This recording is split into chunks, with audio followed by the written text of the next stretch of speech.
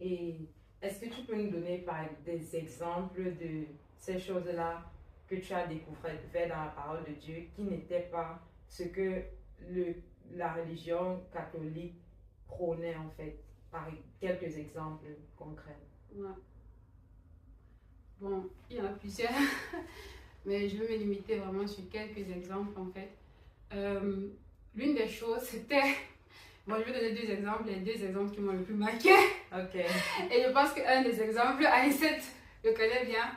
Bon, le premier exemple, en fait, ce qui était quand même le plus simple pour moi, c'était par rapport à la prière. Parce que j'ai appris une nouvelle manière de prier. Je me suis rendu compte que la prière n'est pas une récitation, mais que la prière doit être intentionnelle. Et il y avait certaines prières aussi qu'on faisait qui n'étaient pas forcément bibliques parce que en lisant la Bible, je me suis rendu compte qu'on ne prie pas forcément les anges, on ne prie pas d'autres personnes que Jésus-Christ en fait.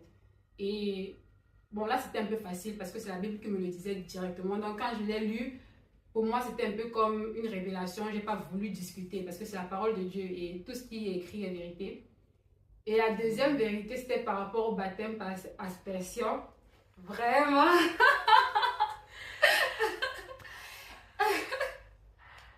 Petite débrief, je vous dis, j'ai souffert. Mais heureusement qu'à un moment, il a fallu que je lâche prise. Parce que vraiment, c'est le Seigneur qui fait son œuvre dans les gens. Et ça, je peux témoigner. Elle va raconter, mieux qu'elle raconte elle-même, mais raconte. Bon, en effet, étant catholique, je m'étais fait baptiser. Et par aspersion, je vais le préciser par aspersion.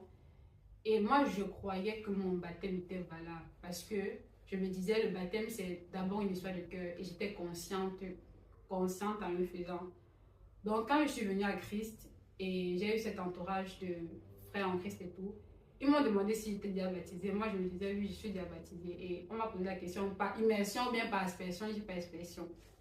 Et plusieurs frères ont eu vraiment à me montrer que le baptême doit se faire par immersion en fait, parce que le baptême représente la mort et la résurrection. Et lorsque tu mets, on n'enterre pas ton cadavre avec, c'est pas quelques poussières de terre sur la tête, mais on t'enterre réellement afin que tu puisses, bref, le baptême ressusciter avec Christ de manière normale. Et pour ça, il faut une immersion qui est vraiment symbole de cet enterrement-là, en fait, de ton ancien toi, de ton vieil homme. Et ils me l'ont dit avec des versets bibliques et tout et tout.